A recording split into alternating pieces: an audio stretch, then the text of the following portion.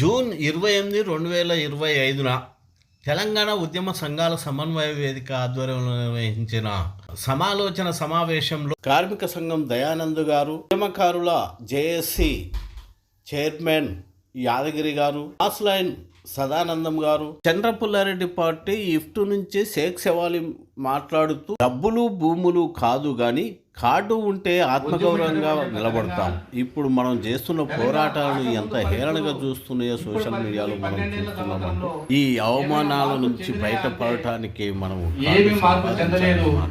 ఒకటే ఒక మార్పు చెందింది. ఏంటిదంటే కల్వకుంట్ల గారి కుటుంబం బాగుపడ్డది. వాళ్ళు తండ్రి కొడుకు బిడ్డ అల్లుడు మరో కొడుకు అన్నట్లుగా వాళ్ళు లక్షలాది కోట్లు సంపాదించుకున్నారు. తాడు మాఫియా కావచ్చు, ల్యాండ్ మాఫియా కావచ్చు, కోల్ మాఫియా కావచ్చు, గొర్రెల మాఫియా కావచ్చు, చేపల మాఫియా కావచ్చు, కాంగ్రెస్ మాఫియా కావచ్చు, ల్యాండ్ మాఫియా కావచ్చు, అనేకమైనటువంటి కుంభకోణాలు. ఒక కుంభకోణం కాదు, ఆ కుంభకోణం ఈ కుంభకోణం కాదు, ఏ కోణం నుండి చూసినా వాళ్ళ కుంభకోణాలు మనకు కనపడతాయి. పైపెచ్చు ఈ రోజున వాళ్ళు మాట్లాడుతున్నది ఏంటంటే మేము చాలా ఘనకార్యాలు చేసినాము, కర్రు కాల్చి వాత పెట్టిన ప్రజలు అయినా కానీ ఇంకా బుద్ధి రాకుండా మేమే ఈ తెలంగాణ తెచ్చినాము అని చెప్పి రకరకాల మాటలు మాట్లాడుతూ ఈ రోజున అవహేళన చేసేటువంటి పరిస్థితులు ఉన్నారు. వాళ్ళకి ఏమాత్రం బుద్ధి మాత్రం రాలేదు. అందరం కష్టపడితేనే కానీ తెలంగాణ వచ్చింది. కానీ కష్టపడ్డటువంటి వాళ్ళకి ఏమొచ్చింది? ఏదైతే తెలంగాణ ఉద్యమకారులు కష్టపడి నష్టపడి ఇబ్బందులు పడి ఏదైతే అనేక త్యాగాలు ఇచ్చినటువంటి ఈ తెలంగాణ ఉద్యమకారులకు ఏం లభిస్తలేదు. ఆ సమస్య కోసం అందరినీ కలుపుకొని పోవాలా, ఒక విస్తృత ప్రాతిపదికన జరగాల, ఒక ఎన్లార్జ్మెంట్ జరగాల, మహత్తరమైన ఉద్యమం జరగాల. కేవలం కొద్ది మందితోనే ఈ సమస్య పరిష్కారం కాదు, చాలా మందిని ఇంకా మనం కలుపుకొచ్చుకోవాలనే ఆలోచనతోనే ఈ యొక్క విస్తృత ప్రాతిపదికన ఈ అన్ని సంఘాలను కలుపుకొని మరో పోరాటం చేయాల్సిన అవసరం ఉన్నది. కాబట్టి ఆ యొక్క పోరాట భాగంలోనే ఒక భాగంగా మనం అందరం కూడా కలవడం చాలా సంతోషకరమైన విషయము. ముందుకు మీ అమూల్యమైన సలహాలు తీసుకుందాం, మీ అమూల్యమైనటువంటి సందేహాలను తీసుకుందాం, సలహాలను తీసుకుందాం, అందరినీ కలుపుకొని పోదాం.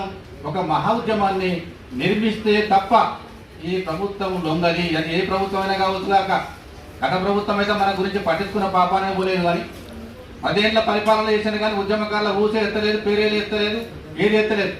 కనీసం ఇప్పుడు వీళ్ళైనా కనీసం ఒక 250 గదాల స్థలం ఇస్తామనేది చెప్పుకొస్తా ఉన్నారు. అది అమలు పరచమంటున్నాం. దాంట్లో ఒక 4 గదులు ఇల్లు కట్టించమంటున్నాం, ఒక 30,000 పెన్షన్ ఇవ్వమంటున్నాం. అవి ఇట్లాంటి యొక్క కార్యక్రమం మీకు అందరూ కూడా కరపత్రాల ద్వారా ఇచ్చిండ్రు. ఇంకా చాలా మంది పెద్దలు మాట్లాడుతున్నది. కాబట్టి అంటే దీన్ని మీ అందరి సూచనల మేరకే, మీ సలహాల మేరకే, మీ ఐక్యమత్యం మేరకే, మీ సహకారం మేరకే ఈ ఉద్యమాన్ని మరింత ముందుకు తీసుకుపోదామని మరి విజ్ఞప్తి చేస్తూ అధ్యక్ష వర్గానికి నమస్కారాలు తెలియజేస్తూ నిలుస్తున్నాను. జై తెలంగాణ. మిత్రులారా, తెలంగాణ కోసం తెలంగాణలోని సబ్బండ వర్గాలు అన్ని శక్తులన్నీ పోరాటం చేసి సాధించుకున్నాయి. అయితే మన మిత్రులు పెద్దలు అందరు ఇప్పటిదాకా చెప్పారు, చంద్రకుమార్ గారు కూడా చెప్పారు, విడివిడిగా ఎవరికి వారు సంఘాలుగా జేఏసీలుగా ఉండకుండా ఐక్యమై అందరం ఐక్యమై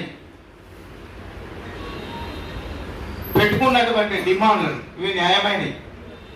ఆ డిమాండ్ల సాధన కోసం ఈ ప్రభుత్వాల మీద పోరాటం చేయాల్సినటువంటి అవసరమైతే నెలకొన్నది. మేము ఈ సందర్భంగా ఆ డిమాండ్లను సిపిఐఎంఎల్ మాస్ లైన్ పార్టీ నుంచి బలపరుస్తున్నాము.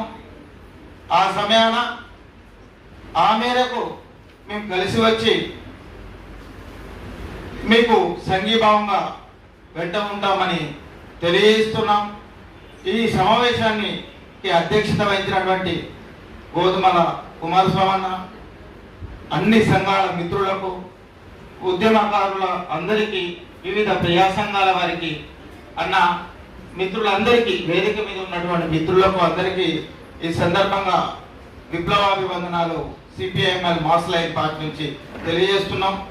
యూనిటీ, డిసిప్లిన్, చురుకుగా అంటే అంటే చురుకుగా పనిచేయడం అనేది చాలా అవసరం.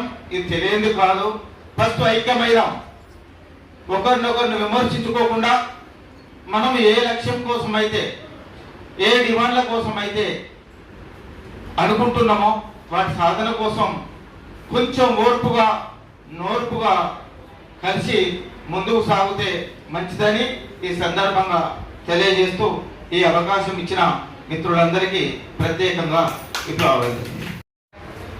వివిధ ఉద్యమ సంఘాల సమన్వయ వేదిక ఆధ్వర్యంలో ఈ సమావేశ ఆలోచనను ప్రవేశపెట్టినందుకు నిర్వాహకులకు, ఇక్కడ విచ్చేసిన వారందరికీ కూడా సిపిఎంఎల్ చంద్రపుల్లారెడ్డి పార్టీ ఐఎఫ్టీ తరఫున విప్లవ జయజయలు తెలియజేస్తున్నాను.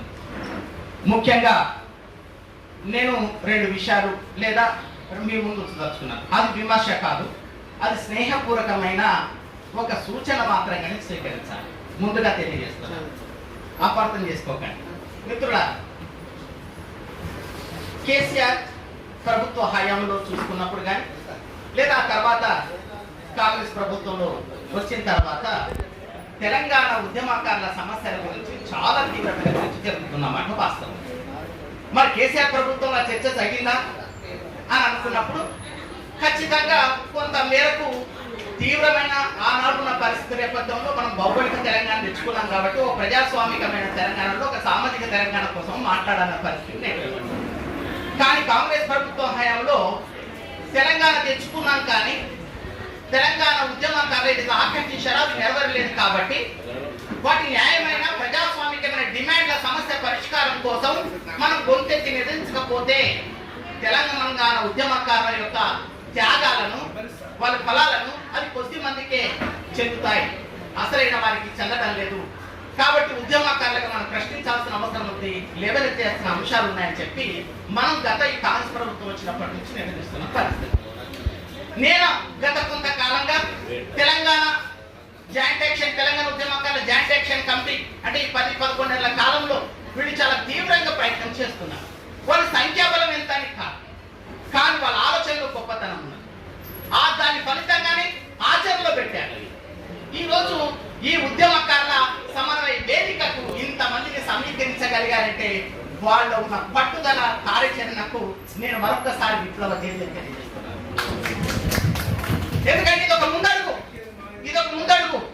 కాబట్టి ఇక్కడ విమర్శ అనేది కాదు, కానీ కొంతమంది ఇక్కడ మన సహచరులు ఉద్యమకారులు ఎవరైతే ఉన్నారో, తెలంగాణ ఉద్యమంలో క్రియాశీలకంగా వహించిన వారిని చెప్తున్న వాళ్ళు ఎవరు ఉన్నారు, ఈ తెలంగాణ జేఏసీ ఏర్పడ్డ తర్వాత ఉద్యమకారులను సమన్వయపరుస్తున్న క్రమంలో వివిధ రాజకీయ పార్టీలను, ప్రజా సంఘాలను ఒక వేదికను తీసుకొస్తున్న క్రమంలో చాలా మంది చాలా రకాలుగా నిజాయితీగా పట్టుదలతో ముందుకు వస్తున్న బురద చల్లే ప్రయత్నం చేశారు. ఇది ఒక దుకాణంగా చూశారు, ఇది ఒక వ్యాపారంగా చూశారు, ఇది కొద్దిమంది అవకాశవాదులు ఏర్పాటు చేసుకున్న వేదికలుగా చూశారు. అట్లా సోషల్ మీడియాలో చాలా యాక్టివ్ గా ముందుండి దీని మీద విషయం చిన్న ప్రయత్నం చేశారు. అయినప్పటికీ కూడా ఆ విమర్శను పక్కన పెట్టారు. తమ కార్యక్రమం ఏమున్నదో దాన్ని ముందు తీసుకెళ్ళడానికే ప్రయత్నం చేశారు. అదే విధంగా జస్టిస్ చంద్రకుమార్ సార్ ఏదైతే సూచించాడో అదే ఆ విషయాన్ని ఆచరణలో పెట్టగలిగిన వ్యక్తులు, శక్తులు ఈరోజు ఇంతమంది కూర్చున్నారు అనేదే నా అభిప్రాయం.